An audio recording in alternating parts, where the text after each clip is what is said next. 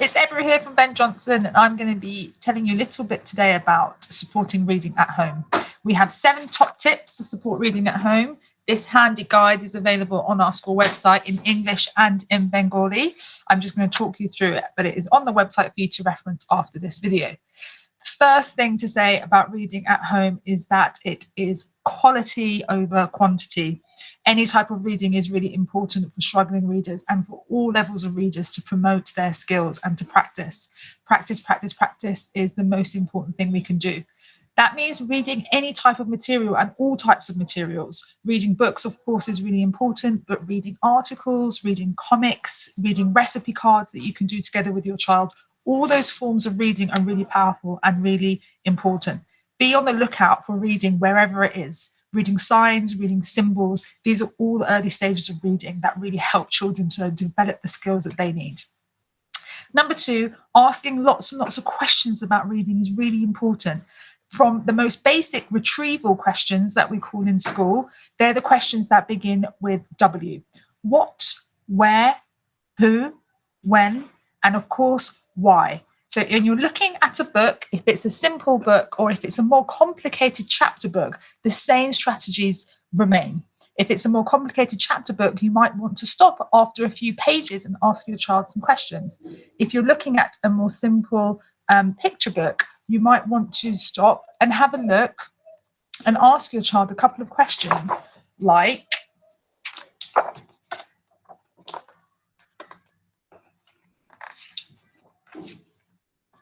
tell me where the characters are again. Who fell into the river? Can you point at the dog? What is their name?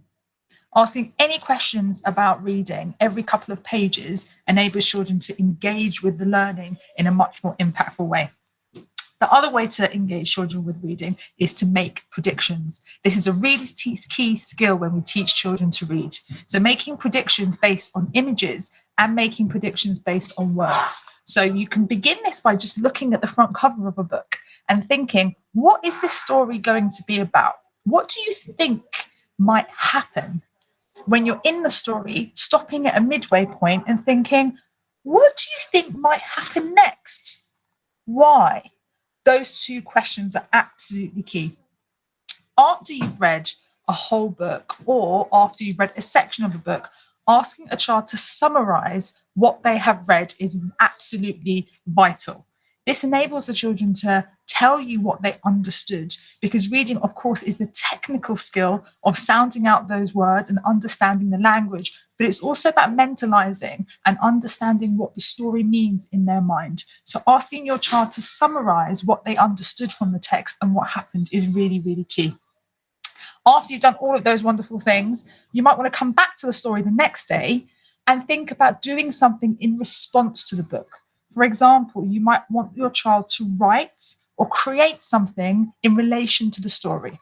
This could be as simple as writing a review using some emotions words, or they could draw a picture in response to one of the scenes, or they could think about how the characters might be feeling, really focusing in on one of the pages, looking at the images and trying to read the responses of the characters. How might they be feeling? What might they be thinking? And creating something together in response to the book. You may not want to do all of these things all in one go, so you can use one story with your child across the week and develop all of these skills. Finally, reading and talking is obviously so important. Talk to your child about what you're reading, even if it's a more complicated adult book. Having a dialogue about reading in the home is really, really vital, because everyone needs to grow a passion and a love of reading, and having the motivation to read is key.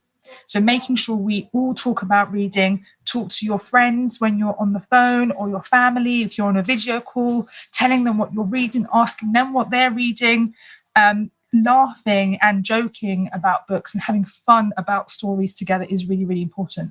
There are so many resources online and it can feel overwhelming. So the most important thing is to read little, read often, pick a story and do some of the skills that we talked about today in relation to every book you read.